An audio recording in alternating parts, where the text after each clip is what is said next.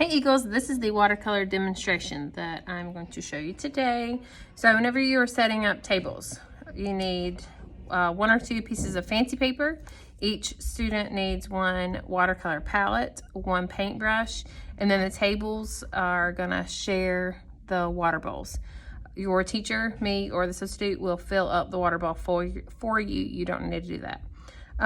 So whenever we are using watercolor, the biggest thing you need to remember is you don't want to put too much water on the paper, because then it's just going to make your paper crumble. If at any time you can pick up the paper and water rolls around, then we've got way too much. To solve that, you can go get a paper towel from beside the sink and you can ball it up and you can blot it to soak up some of the water, and then just take it straight to the drying rack, because it's just going to make a big mess. Now I have two sheets of paper here because sometimes if I'm working on one, I want to let part of that dry, and so I can work on another one as I'm going. So you want to wet your paintbrush first in the water. Now, sometimes if I give the students, the watercolor palettes, and they say, there's no color in here, I don't have any green. When really, whenever we add water to it, do you see how it's activating? So there's still some color left in there, because look. Now, if you have mostly been working with tempera paint, you will notice that this color is a lot lighter, right, than the tempera paint.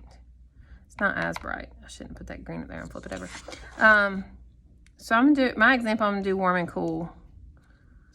But your color, your pigment is not gonna be super duper dark, and that's okay. You want it to kind of be light because it's going to look kind of like water. And see how I'm just going water, paint, water, paint. Now, if you would like, you can use a pencil first and you can draw what you're going to paint. And then you can go over the pencil lines with a black marker. Remember to use the Sharpies that are in the black drawer, because if I add water to a washable marker, guess what? It's gonna wash away. So see, as I'm working, I'm just blending the colors in. If you go straight palette, let me show you what it looks like. Palette to paint, or palette to paper rather, not palette to paint. It gives a darker line. So I'll have students who do this, but then they forget to rinse the paintbrush, and so we get some mixed up colors. It just depends on what color, the value that you want. See, I can go really slow. Now, if I have it like this, I can pick up my paper and watch it run a little bit. But see how it's just a little bit? And I can see how it goes. So for this, if you are just experimenting today, I want you just to see how the watercolor reacts to the paper. See how I could just do a drop because I put just water on there, and you can watch how it spreads. None of it is dripping off my paper. It can run down, that's okay.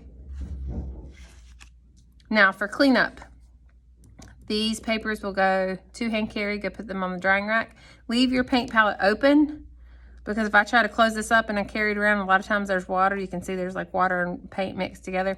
Leave it open and put it on the counter. You are going to wash your paintbrush. You're going to be responsible. Leave it on the edge of the sink to dry, and then pour out your water bowl and leave it on the counter. Okay? Thanks, Eagles.